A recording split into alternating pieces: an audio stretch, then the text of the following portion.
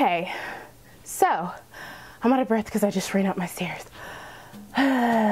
One of the biggest questions that I get on my channel here is what I do for a living and what my new job is. It's probably my most requested or most popular question next to where I got my comforter set, which I've answered in some comments, and I'm gonna do a room tour, so that will be coming. So I'm gonna answer it in this video today, as well as some of the questions you all asked me in my video where I asked you to leave me your career and education related questions. So, what do I do? Before I got my job that I'm doing now, I was working in research for the government, and I was doing neuroscience research.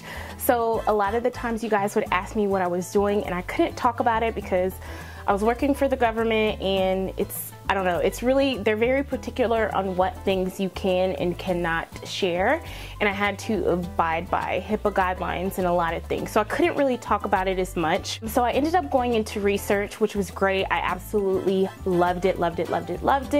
But where I was working was very remote, and I was away from my family a lot and my friends, and I was just by myself, and I was kind of just miserable. So like, I absolutely loved my job. I loved what I did. I was able to use my background and what I'm really interested in.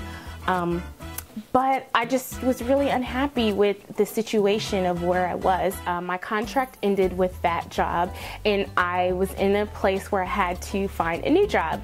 And I knew that I wanted to move, and I knew that I wanted to be closer to my family and my friends. So it all kind of happened at the same time and kind of worked itself out. When I was trying to find jobs, it was just, I don't know, it was really hard. Like, the job market here is just really bad. It took me a long time. I felt like I was never gonna find anything. The crazy thing is, the more education you have, the harder it is to find a job, because they have to pay you more, and there's less jobs for people that have higher education. So it took me so long. I got really frustrated. I was like, this is just never gonna happen. Like, I don't know what to do. And I ended up stumbling upon the job that I have now. Now I am working for a university, and I'm working as a program manager and an academic coordinator. So basically what I do is I manage a scholarship, well, I manage a couple different scholarship programs that are geared towards undergraduates that are in science and math and engineering fields. The goal of these programs is to get them into grad school and to promote more PhDs. My specific program, I have a lot of pre-med, pre-dental. I have students that want to get their PA, students that want to get their MD, PhD. So my job as a program manager is to manage the entire program, as far as the budgeting, as far as the activities, as far as just the planning, as far as the reporting. So I do all of that, but then I also mentor the students, and I create opportunities for them as far as research, and I help them get into grad school.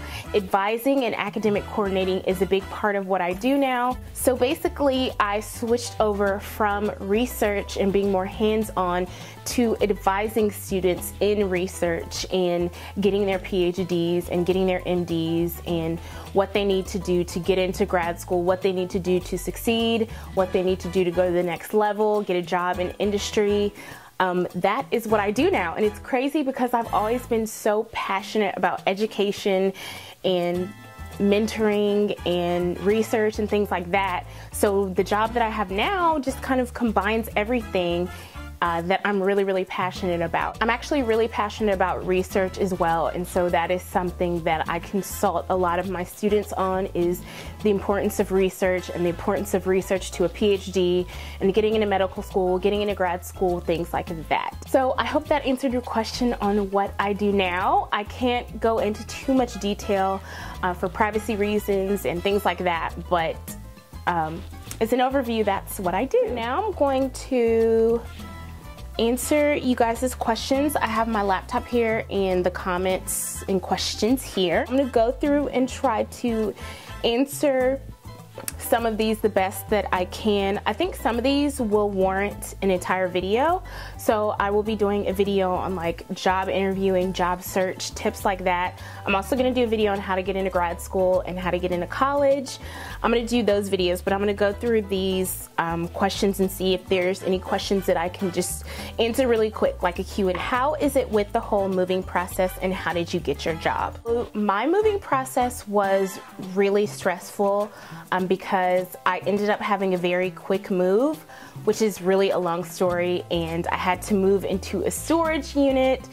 That was stressful, and then actually once I decided where I wanted to live and I had signed my lease, I still waited like 2 months while they were building my apartment. And so the moving process for me with this move was really stressful. How did I get my job? I literally, when I was applying for jobs, I applied to probably like 100 or hundreds of jobs. I was searching for a job from January until when I started my job in September. Mostly what I did for all the jobs I applied to was I went online, and what I tried to do was to find out the top 4 employers in my state, and I went to those websites of those employers and I found all the jobs that I was interested in or that I qualified for, and I applied to them online. So my job, I went to the website and I applied, and then they contacted me for an interview. What degree do you have, if you have one?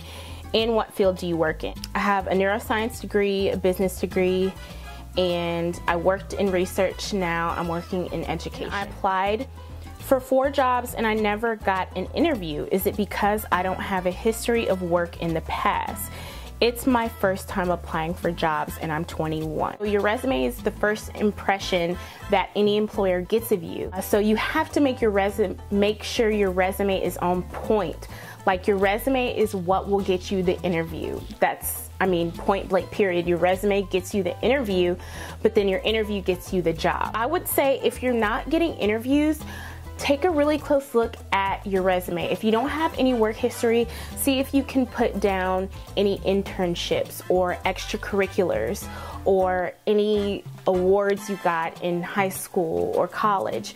Put everything that you can down that would show that you're capable of doing a job. If you were president of a club in high school or you're on the usher board at church, you want to put your accomplishments down as well as any experience you have, whether it was a full-time job or an internship or community service or things like that. Also, Google resumes for the specific job you want, because specific jobs have different types of resumes that they require. And so depending on what kind of job you want, make sure that your resume is very specific to that job and the style of resume that they want. That's just some of the career questions.